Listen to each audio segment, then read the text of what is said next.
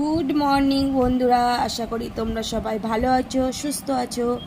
আজ mother's day, পৃথিবীর সকল মায়েদের হ্যাপি মাদার্স ডে। দেখো আমার ছেলে আমাকে কি গিফট দিয়েছে। একটা ক্যাডবেরি দিয়েছে, কিছুটা লজেন্স দিয়েছে বিভিন্ন রকমের, একটা নেল পালিশ দিয়েছে। তো আমি ভীষণ হ্যাপি। সবাই ভালো থেকো, সুস্থ থেকো।